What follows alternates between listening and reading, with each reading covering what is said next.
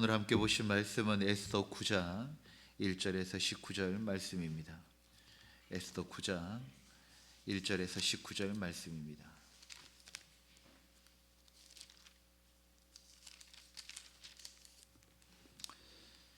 하나님의 말씀을 한 절씩 교독하겠습니다. 아달월 곧 12째 달 13일은 왕의 어명을 시행하게 된 날이라.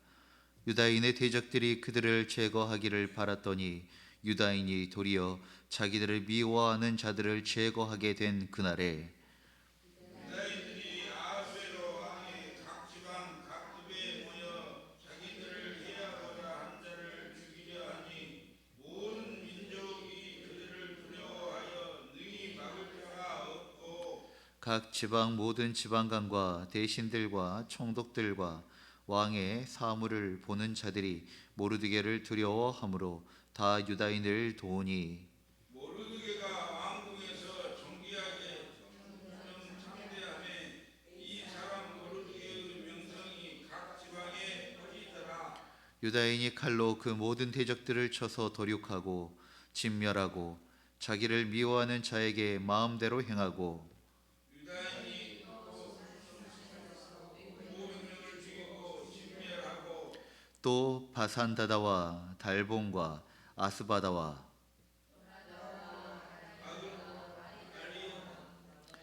바마스다와 아리세와 아리데와 외사다 곧 한무다다여 선자여 유다인이 대적 하만의 열 아들을 죽였으나 그들의 재산에는 손을 대지 아니하였더라. 그날의 도성 수산에서 도륙한 자의 수요를 왕께 아뢰니 왕이 왕궁 에스더에게 이르되 유다인의 도성수산에서 이미 50명을 죽이고 멸하고 또 하만의 열 아들을 죽였으니 왕이 다른 지방에서는 없다 하였느냐. 이제 그대의 소청이 무엇이냐. 곧 그대가 요구는 무엇이냐. 또 시행하되더라 하니 에스더가 이르되 왕이 만일 좋게 여기시면 수산에 사는 유다인들이 내일도 오늘 조서대로 행하게 하시고 하만의 10 아들의 시체를 나무에 매달게 하소서 하니 왕이 그대로 행하기를 허락하고 조서를 수산에 드리니 하만의 10 아들의 시체가 매달리니라. 아달월 14일에도 수산에 있는 유다인이 모여 또 300명을 수산에서 도륙하되 그들의 재산에는 손을 대지 아니하였고 왕의 각 지방에 있는 다른 유다인들이 모여 스스로 생명을 보호하며 대적들에게 벗어나며 자기들을 미워하는 자 7만 5천 명을 도륙하되 그들의 재산에서는 손을 대지 아니하였더라. 아달월 13일에 그 일을 행하였고 14일에 쉬며 그들의 잔치를 베풀어 즐겼고 수산에 사는 유다인들은 13일과 14일에 모였고 15일에 쉬며 이달의 잔치를 베풀며 즐긴지라. 함께요. 그러므로 시골의 유다인 곧 성이 없는 고을에 사는 자들이 아달월 14일을 명절로 삼아 잔치를 베풀고 즐기며 서로 애물을 주더라. 아멘. 우리는 에스더서를 묵상하며 죽음의 위협 앞에서도 하나님께서 침묵하시는 것처럼 보이지만 그 속에서도 여전히 하나님의 섭리가 어떻게 신실하게 작동하였는지 보았습니다. 오늘 본문은 그 결말, 하나님의 구원과 반전의 절정입니다. 아달월 13일, 이날은 죽음의 날로 예정되어졌던 날입니다. 왜냐하면 그날은 멸절의 조서대로 심판이 명령되어졌기 때문입니다. 그런데 정작 그 아달월 13일은 멸절의 조서대로 심판의 날이 되었습니까? 아니면 또 생명의 조서대로 생명과 자유의 날이 되었습니까? 그날은 역전되어 유다인들이 대적을 제압하고 승리를 거둔 날이 되었습니다. 하나님께서는 죽음의 조서를 생명의 승리로 바꾸셨습니다. 또 구원의 날은 단순히 목숨을 건진 날이 아니라 기쁨의 축제 그리고 안식의 날로 변하게 되어집니다. 오늘 이 아침 우리도 이 말씀을 통해 우리 삶의 절망과 위기가 어떻게 하나님의 축제와 안식으로 바뀌는지 우리 함께 이 말씀을 통하여 묵상하기를 간절히 소망합니다. 본문 1절을 보니 유다인의 대적들이 그들을 제거하기를 바랐더니 유다인이 도리어 자기들을 미워하는 자들을 제거하게 된 그날에 라고 기록하고 있습니다. 그날 바로 하만이 정해둔 죽음의 날 아달월 13일이었습니다. 그런데 놀랍게도 하나님은 그 날을 뒤집으셨고 역전시키셨습니다. 하나님께서 유다 백성을 위하여 역사하신 것입니다. 이 사건은 후에 예수님의 십자가를 상징합니다. 왜냐하면 십자가는 무엇입니까? 하나님 자녀들의 죽음이며 예수님의 죽음이고, 그리고 원수들은 예수님을 십자가로 넣었으며, 그리고 그날에 자신들의 승리의 날인 줄 알고 있었던 날이었습니다. 왜냐하면 하나님의 아들을 못 박아 죽이려고 준비한 날이었기 때문입니다. 그것이 십자가였던 것이죠. 그러나 누가 알았겠습니까?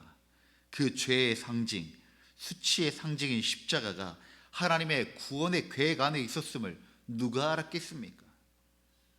원수들이 자신의 승리의 날인 줄 알았던 그 십자가의 달리심이 오히려 원수들의 모든 권세가 결박당하고 패하여진 그 날이 바로 예수님이 십자가에 못 박혀 달리신 그 날이 되어졌던 것입니다. 이 얼마나 극적인 하나님의 반전이며 또 얼마나 놀라운 역설입니까? 하나님은 정의와 사랑을 함께 행하시는 하나님이십니다. 반드시 모든 것을 하나님의 질서대로 회복하시고 역전시키시는 여호와 하나님이십니다. 만약 우리가 이 하나님을 이렇게 진실로 고백한다면 믿는 사람들은 어떻게 살아가야 할까요? 이 고백이 진정한 우리의 믿음이 된다면 하나님의 일하심을 신뢰하고 하나님의 때가 있을 것을 분명히 믿음으로 고백하여 내가 살아가는 어떤 순간에도 의의 길을 떠나지 아니하고 신실한 삶과 믿음의 삶을 살아갈 수 있게 된다는 것입니다.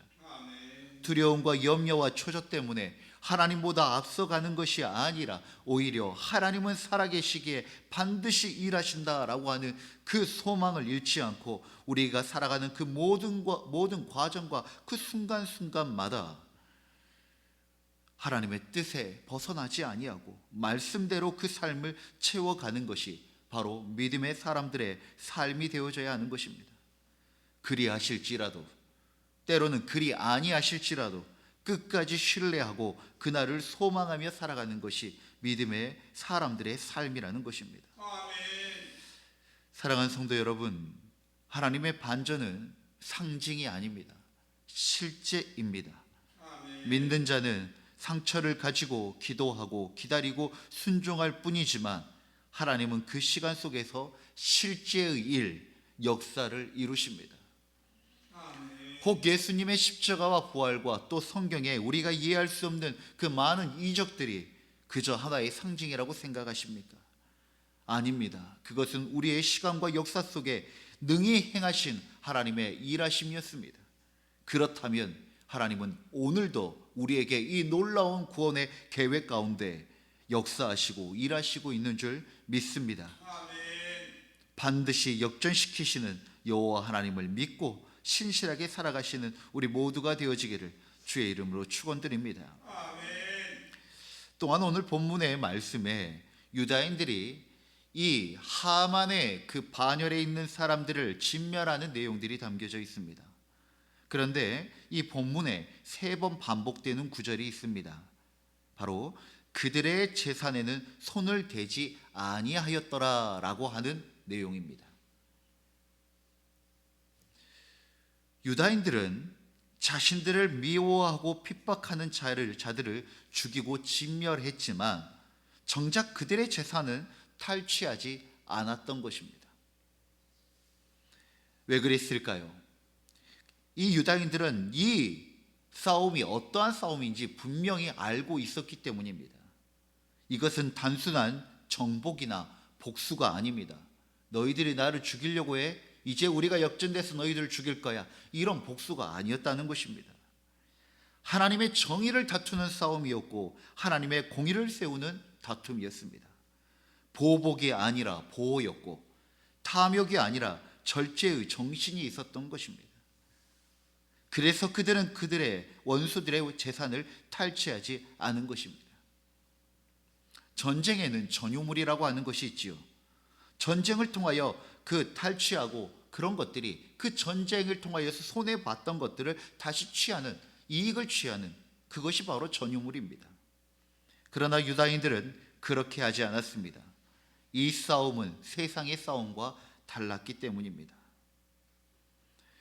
구약에도 보면 이러한 상황 가운데 실패하는 자들의 이야기가 많이 언급되어져 있습니다. 여호수아 7장에 하나님께서 가나안 땅의 정복 전쟁 중에 이스라엘 백성들이 아이 성에서 패배하는 사건이 있습니다. 그런데 그 패배한 이유가 무엇입니까? 바로 아간이 여호와께 바쳐져야 할 물건을 훔쳤기 때문입니다. 또한 우리가 에스더의 서두에 이 말씀을 했습니다. 이것은 사울의 때 그 아말렉 전투 때 하나님 앞에 순종하지 못하였던 그 결과가 에스더서까지 이어지고 있다는 이야기를 함께 나누었죠. 사울은 아말렉 전투에서 하나님께서 명령하셨습니다. 모두 다 진멸하라고. 그것이 하나님께 드려질 제물이고 예물이라고. 그런데 사울은 하나님의 명령을 진멸하라고 하는 그 명령을 어기고 전유물을 챙깁니다. 아이 하나님, 꼭 먹고 알 먹고 하면 얼마나 좋습니까? 전쟁도 이미 승리하였고 거기서 우리의 이익을 취하는 것이 좋은 거 아닙니까? 사랑하는 성도 여러분, 만약 그렇게 생각하시면 큰일 날 일입니다. 하나님의 전쟁은 복수와 살육과 우리들이 빼앗긴 것을 다시 되찾는 그런 쟁취의 싸움이 아니라는 것입니다. 하나님의 전쟁은 하나님의 공의와 정의를 위한 것입니다. 하나님의 정의를 이루는 그 영광스러운 자리에 인간의 탐욕과 욕심과 죄가 그것에 더럽혀져서는 결코 안 된다는 것입니다. 하나님의 구원은 단지 상황을 바꾸는 것이 아닙니다. 그분의 구원은 우리의 내면도 함께 변화시키시고 정결케 하시며 정의와 공의를 실현하는 방식으로 나타납니다. 그 말은 즉슨 그 일을 행하는 우리 역시 하나님의 공의와 정의를 알아 우리의 욕심이 틈타지 않도록 우리의 틈이 어둠의 것들의 도구가 되지 아니하도록 깨어 있어야 된다는 것입니다.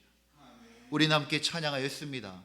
우리의 싸움은 혈과 육의 싸움이 아니라 세상의 싸움이 아니라 그 영적 권세와 주권의 싸움임을 반드시 기억해야 하는 것입니다.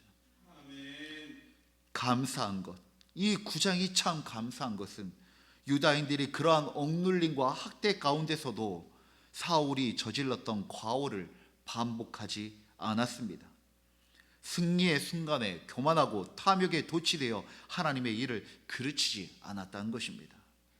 사랑하는 성도 여러분, 고린도전서 10장 12절의 말씀에 보면 선줄로 생각하는 자는 넘어질까 조심하라고 말씀하십니다. 정작 우리가 잘 될 때 영광과 승리가 있는 그 자리에 넘어지지 않도록 더욱 깨어 주님께 바짝 붙어서 가야 하는 것이 우리가 되어져야 할 줄 믿습니다. 승리의 사람은 절제하며 그리고 그 안에 흐르는 하나님의 공의와 정의를 결코 외면하지 않고 잊지 아니하는 것입니다. 9장의 말씀은 이제 진정 구원의 날을 선포하고 그 구원의 날은 영적인 것만이 아니라 진정한 우리의 모든 삶의 자유와 해방을 선포하는 날이 되어졌습니다. 잔치의 날, 안식의 날로 바뀌어집니다. 본문 후반부에 분위기가 완전히 달라지는데 이제는 수산성과 각 지방에서 유다인들은 승리를 확정하고 잔치를 베풀고 기뻐하며 선물을 주고받고 그날을 명절로 삼습니다. 이것이 바로 하나님의 구원의 열매입니다. 구원은 결코 눈물로 끝나지 않습니다. 하나님은 반드시 기쁨의 날로, 축제의 날로 인도하십니다. 수산 유다인들은 15일에 시골 유다인들은 14일의 명절을 지켰습니다. 이는 장소와 상황에 따라 구원의 리듬이 다를 수 있지만 모두에게 구원은 잔치가 된다는 본질은 같다는 것을 보여주고 있습니다. 복음은 이러한 것입니다. 예수님도 하나님 나라를 잔치로 비유하였죠. 예수 그리스도의 죽으심과 부활은 우리를 정죄에서 해방시키는 바로 생명의 조소가 된 것입니다. 이 복음이 우리의 삶의 중심이 될 때 우리의 삶은 어떤 순간에 있든지 그 날이 잔치의 날이 되어지고 안식의 날이 되어지는 것입니다. 하나님께서 우리에게는 그 마지막 첫 번째 그 7일을 안식일로 선포하셨습니다. 그런데 그것은 그 날만 안식을 말하는 것이 아닙니다. 우리 주 예수 그리스도의 그 구원이 우리에게 임하여졌을 때 우리가 어떤 순간에도 그 모든 날이 하나님과 함께 동행하는 안식의 날이며 또한 희년의 해가 선포되어지며 그것을 통하여 주님과 동행하는 진짜 잔치와 같은 날이, 기쁨의 날이, 축제의 날이 우리의 삶의 바로 구원의 날인 것을 말씀하기 위한 것입니다. 우리는 이 땅 가운데 수고롭고 험악한 세월을 보낼 수 있습니다. 그러나 하나님께서는 우리에게 분명히 말씀하십니다. 그 기쁨의 날, 축제의 날, 그 안식의 날이 믿는 자들에게는 있다라고, 영원한 시간과 함께 있다라고 분명히 말씀하셨습니다. 그런데 우리가 기억해야 할 것은 이 감격을 우리만 누리는 것이 아니라 나아가서 계속해 잔치를 베풀고 기쁨의 장을 만들어 예수 그리스도의 복음과 구원이 얼마나 감격스러운 것인지 전할 수 있는 우리 순마음 교회가 되어지기를 주의 이름으로 축원드립니다. 사랑하는 성도 여러분, 죽음의 날이 생명의 날로, 공포의 명령이 기쁨의 저소로, 탄식의 도시가 찬송의 도시로 변하였습니다. 이것이 하나님의 반전이며 복음의 역설이며 우리에게 주신 구원의 감격입니다. 우리도 그 생명의 조서를 받은 자로서 오늘 하루를 살아가기를 원합니다. 믿음으로 기다리십시오. 절제함으로 순종하시고 기쁨으로 구원의 날을 선포하며 살아가는 우리 모두가 되어지기를 주의 이름으로 축원드립니다. 기도하겠습니다. 사랑과 공의로 역사하시는 여호와 하나님, 죽음의 날을 생명의 날로, 단식의 시간을 찬양의 시간으로 바꾸시는 놀라운 반전의 하나님을 찬양합니다. 오늘 말씀을 통해 당신의 섭리가 단지 상징이 아니라 우리의 역사 속, 현실 속, 오늘의 삶 속에 분명하게 일하고 계심을 다시 보았습니다. 우리도 모르드게와 같이 신실하게 자신의 자리를 지키며 에스더와 같이 순종으로 민족을 위하여 엎드리며 주님의 뜻을 이루는 자가 되어지기를 간절히 소망합니다. 우리에게도 구원의 조서가 주어진 줄 믿습니다. 이제는 정죄의 마음이 아니라 기쁨과 자유와 안식을 전하는 복음의 전령으로 살아가게 하여 주시옵소서. 주여, 우리로 하여금 승리의 자리에 설 때 오히려 그때 넘어지지 않게 하시고 절제하게 하시고 하나님의 공의와 정의로 행하게 하시어 오직 주의 영광만을 드러내는 우리의 삶이 되게 하여 주시옵소서. 그리고 우리의 삶의 끝에서뿐만 아니라 오늘도 매일의 삶 가운데 작은 승리와 잔치의 기쁨과 영혼의 안식을 경험하게 하여 주옵소서.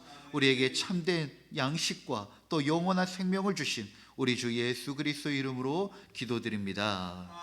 아멘. 주님이 가르치신 기도로 예배를 마치겠습니다. 하늘에 계신 우리 아버지, 아버지의 이름을 거룩하게 하시며 아버지의 나라가 오게 하시며 아버지의 뜻이 하늘에서와 같이 땅에서도 이루어지게 하소서. 오늘 우리에게 일용할 양식을 주시고 우리가 우리에게 잘못한 사람을 용서하여 준 것 같이 우리 죄를 용서하여 주시고 우리를 시험에 빠지지 않게 하시고 악에서 구하소서. 나라와 권능과 영광이 영원히 아버지의 것입니다. 아멘. 우리의 기도를 하나님께 올려드립시다.